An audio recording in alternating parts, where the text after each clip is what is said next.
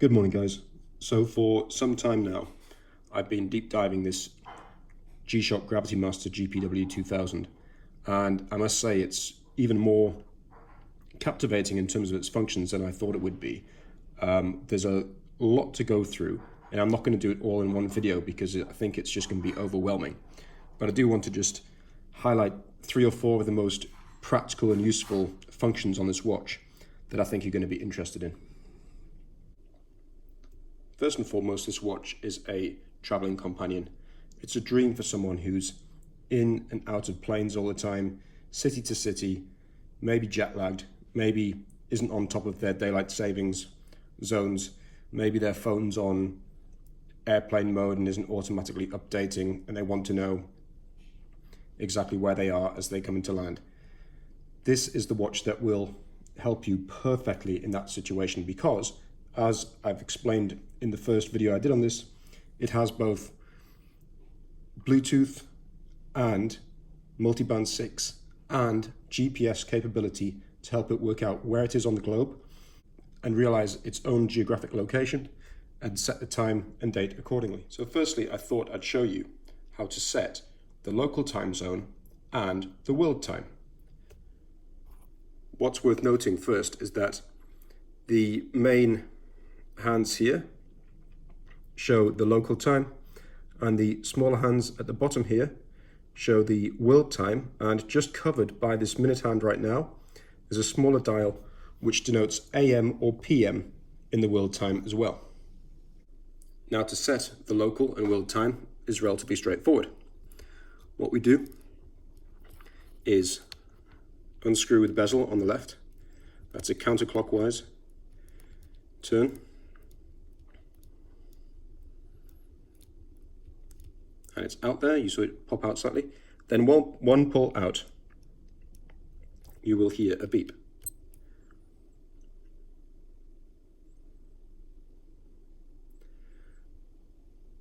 There you go, it is showing. World time is London. And if I pull it out again for a second beep, it shows local time as Hong Kong. So let's change it to local time as Sydney and world time as Paris. So I'm going to reset the watch to be at normal timekeeping mode.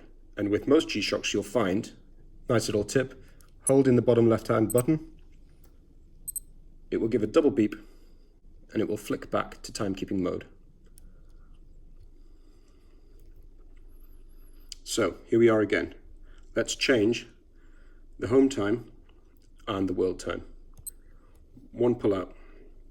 Currently says it's London, denoted by the second hand up here. I'm going to flick the crown backwards, showing it goes back to UTC, or forwards, which shows it goes to Paris. And you'll see the hands adjust there as required. World time is now set to Paris.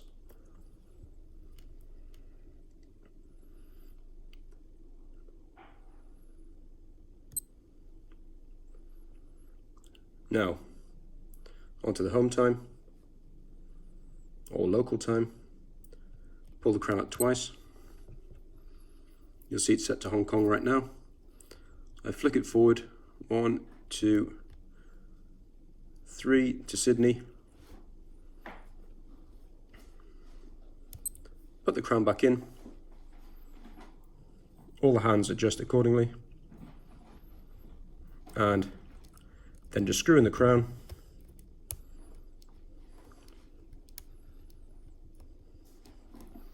And there it is, we're set.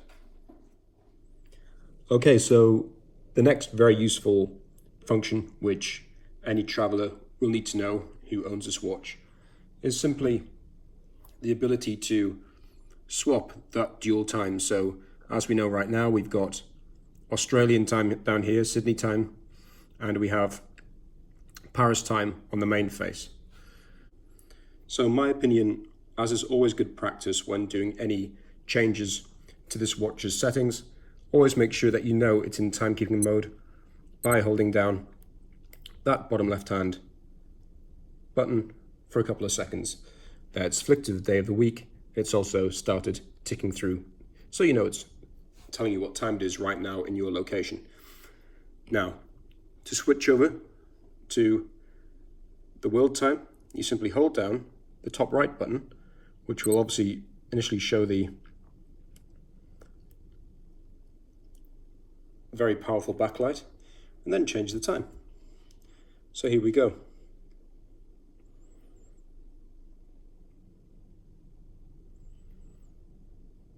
The watch is now swapped over, and main time is being shown as Paris,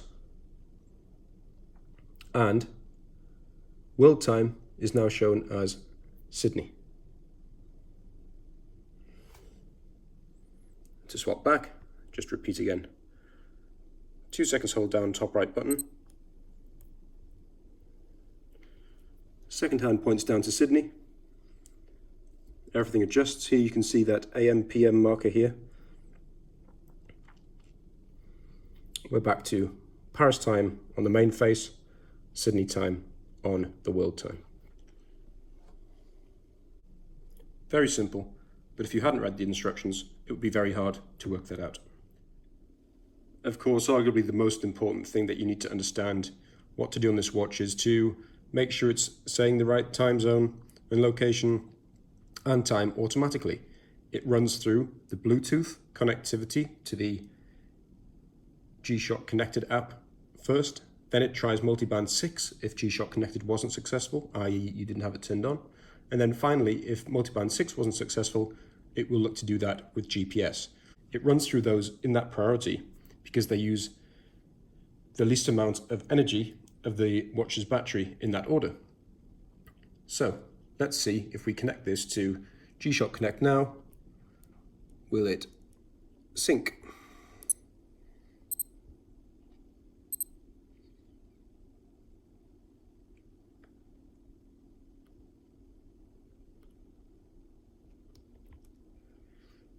You can see that the second hand's gone to the C there. You'll see on my phone, Gshock Connect, it says completed. And you'll also see it has gone to the correct time for where I am right now. It's bang on midday. It will maintain that C with the second hand until it automatically logs itself off from Gshock Connected, or I turn it off from Gshock Connected. Of course, this watch, had it not been connected to Gshock Connect, it would have next went to multiband 6 to try and get its location from that. And if that was not successful, it would go on to utilize GPS. So it's really got 3 levels of redundancy. And I think it's fair to say you'd be hard pressed to find a situation where you could not get the accurate time on this watch via those 3 systems.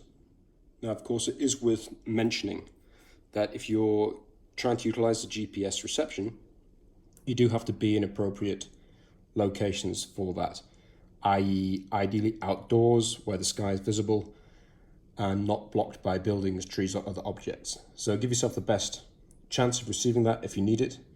Don't sit indoors away from a window. You're highly unlikely to be able to utilize that GPS reception.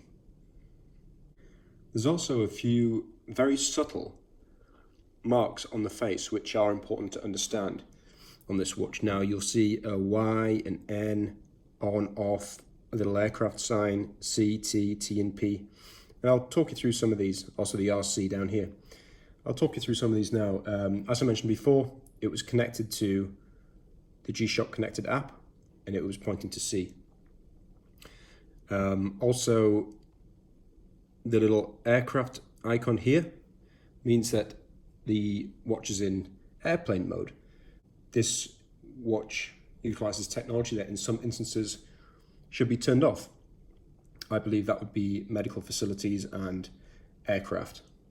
Of course, on this dial here, you have the degrees, which shows your latitude of your home city or world time, depending on which one you've got selected. You have the L, H here, which is the battery level. This is a tough solar watch, so it's important that you don't let the battery level get too low. Since I've bought this, it's always been on high. Never seen it get to medium. I also noticed that on the Gshock connected app, it also shows battery level on there as well. Just a side note.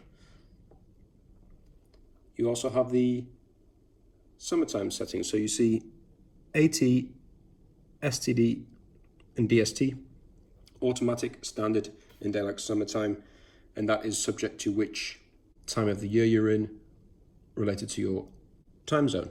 I've done a video on this in the past in a lot of detail for DST. Take a look if you're interested in that topic specifically. You'll also see P and N here. So that relates to the signal receive status and location information availability. Essentially, when you check the last received result, the mode hand indicates the information that's received or acquired for the last time adjustment, i.e. P means GPS signal time or phone time information and location information, or if it says N, it says or if it says N, it suggests GPS signal time information or time calibration. And also, when setting the home city or world time city, P and N denotes whether or not location information is available, i.e. P, or N, location information is not available. As we know, on these Gshocks, there's not global availability of multi-band 6, for example. Therefore, it can't always offer the same service depending on where you are in the world. Again, I've done another video on multi-band 6 in great detail. I even did a Google Earth tour of the 6 multi-band 6 sites, transmission sites. I found that very interesting, and if you're interested in that topic, please check out that video also. The second hand will point to RC down here when calibration signal reception is in progress. You have the YN up here, and essentially that indicates the result of the last time adjustment operation by receipt of a signal or connection with the phone. Y is yes, last time adjustment operation was successful.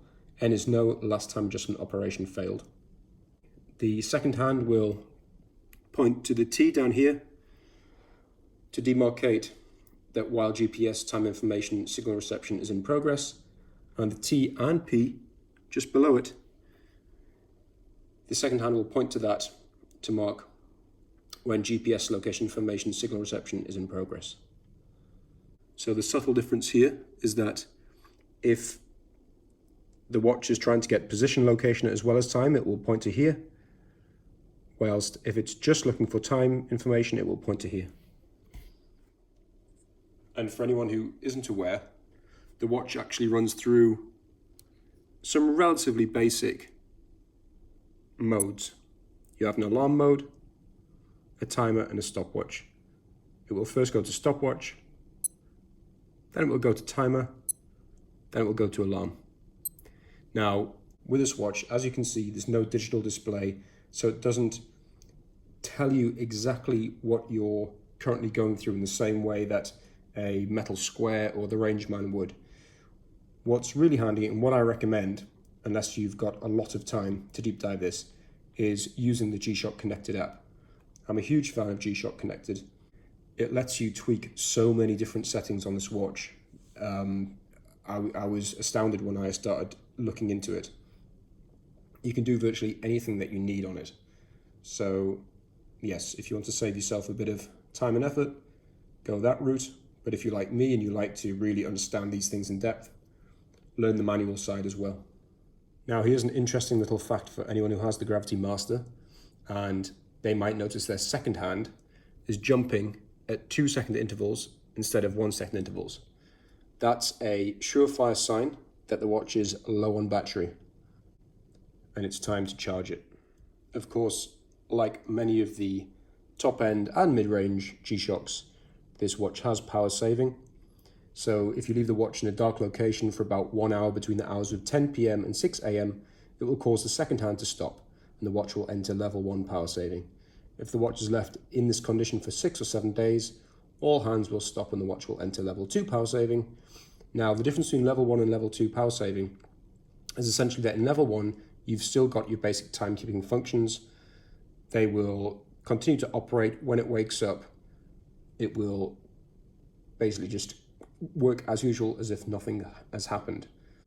In level 2, only the day indicator is operational. I'm actually just going to flick over to my Gshock, the Metal Square GMW B5000, and show you what it looks like when it's in that level 1 sleep mode, and how I didn't have to press a button even to reactivate it. I just simply moved it from sideways to upright. There must be an accelerometer in there or something, and the watch wakes up. It actually flashes its backlight as well to show you it's awake, and it's back with you. I think power saving mode is an incredibly useful feature, particularly with tough solar watches. I have never seen the need to turn it off. I know there's been a couple of people have commented in previous videos saying that they sometimes turn it off if they're driving at night, because it can detect lack of movement, lack of light, and it falls between those magic hours where it needs to turn itself off, and will do. So I understand that. I don't do a lot of driving at night at the moment, so I have my power save on at all times. Here's the Metal Square sleep mode. Let's pick it up.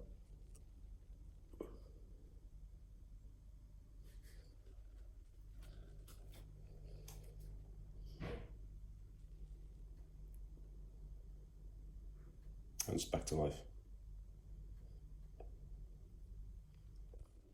Another important thing about this watch is that it is advised in the guidance that you should put the watch in airplane mode whenever you're inside an aircraft or any other area where radio wave reception is prohibited or restricted. The guide goes into a lot more detail about this and how it's done, but worth knowing. And of course, there's a subtle point to make here regarding the dual time functionality I explained earlier, where you press the top left button here for a couple of seconds and it swaps the home time with the world time. Now, one of the reasons why you can do that is because if the watch is to be put in airplane mode when you're on a plane, obviously it's not going to be able to automatically update itself when in airplane mode.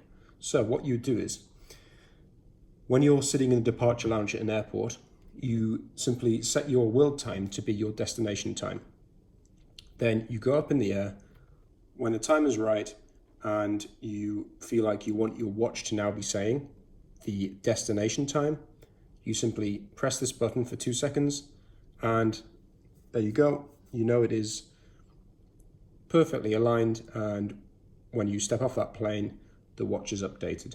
You could then, of course, turn airplane mode off at any time just to make sure 100% that it is aligned to your Gshock Connect or Multiband 6 or GPS. But yeah, that's just another level of support this watch gives you. They really have thought of everything with this Gshock in terms of international traveling and time zone management. Guys, I haven't covered everything that this watch can do. I plan to go even further into this. I obviously haven't explained how to set the timer, manage alarms and things like this. It can be done very easily via the Gshock connected application. It's super intuitive. I don't think anyone would be able to say, it was confusing or difficult to understand to use that app. But I think this video has given you a good, solid understanding of how this watch works. If you've just picked one up and you don't want to trawl through the guidance material, I think I've given you an indication of how you can manage time zone settings and utilize those 3 systems to set the time, as well as the manual option. Obviously, the face of the watch is quite busy, you could argue, with those smaller demarcations on it, as well as the latitude, longitude. But, walking through them and kind of chipping them off one by one, understanding them, It's not that intimidating once you spend a little bit of time to understand it. I now look at this watch, I know exactly what I'm doing, I know exactly how to do everything in it in terms of time zones and the wider functionality, and I'm really happy with the way it works. I think it's superbly well designed. The interface for a analog watch is self-explanatory. You do obviously have to put the time in, which I've done to understand it, but anyone who owns a watch like this just has to accept that. You're not going to own an analog G-Shock, which has all of these functions, and just be able to pick it up and immediately know what you're doing.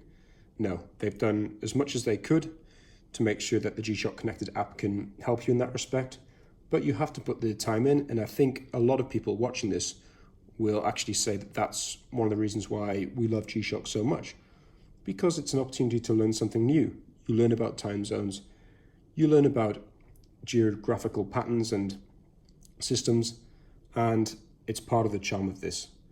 Guys, if you found this video useful or interesting, please like and subscribe. It really helps me to understand what you enjoy and make sure that the next videos are the kind of videos that you want to see. Thank you.